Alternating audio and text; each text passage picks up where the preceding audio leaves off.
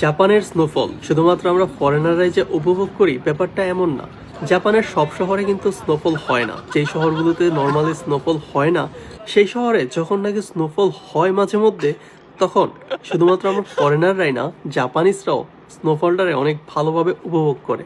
এই যে আমাদের ক্যাম্পাসে শুধুমাত্র ফরেনাররা যে স্নো নিয়ে আনন্দ করতেছে ব্যাপারটা এমন না, জাপানিজরাও করতেছে, কারণ ওরাও সচরাচর স্নো দেখে না। আবার জাপানের যেই শহরগুলোতে সবসময় স্নোফল হয় সেই শহরের মানুষরা যদি আপনি জিজ্ঞাসা করেন স্নো আপনার কাছে কেমন লাগে, তারা মন থেকে দোয়া করে যেন স্নো না পড়ে, কারণ স্নো দেখতে সুন্দর কিন্তু স্নোফল হইলে আপনার চলাচল করতে অনেক সমস্যা হয়। আপনি হাঁটতে পারবেন না, স্লিপ খেয়ে যাবেন। আপনি সাইকেল চালাতে পারবেন না, পড়ে যাবেন। আপনি গাড়ি চালাতে পারবেন না, ব্রেক ধরবো না।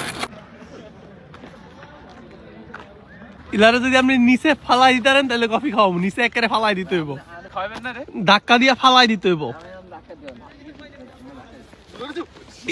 মানুষ কত লালুবি দেখছেন, বন্ধুরাও শত্রু হয় ভাই, অভাবে স্বভাব নষ্ট। ভাই আইন আশেপাশের ধান ক্ষেত গুলা একদম পুরো সাদা হয়ে গেছে। এতদিন ছিল হচ্ছে সবুজ, কখনো ছিল হচ্ছে হলুদ, আর এখন হচ্ছে যে সাদা। অন্যদিনের মতো আজকেও আমরা টিফিন করতে কম্বিনিতে যেতেছিলাম। হঠাৎ করে দেখি নেপালের একটা ভাই মোমো, সিঙ্গারা, সমোচা এগুলা বিক্রি করতেছে। সিরিয়ালে দাঁড়ায় থাকতে থাকতে মোমোটা শেষ হয়ে গেলেও আমরা ভাগে পাইছি সিঙ্গারা। আমার নেপালের ফ্রেন্ড সে আমারে একটা মোমো দিছে খায়া দেখার জন্য খাইতে কেমন। যদিও আমার কাছে মোমোর থেকে সিঙ্গারাটা বেশি ভালো লাগছে, যদিও রেস্টুরেন্টের মধ্যে মোমো অনেক মজা হয়।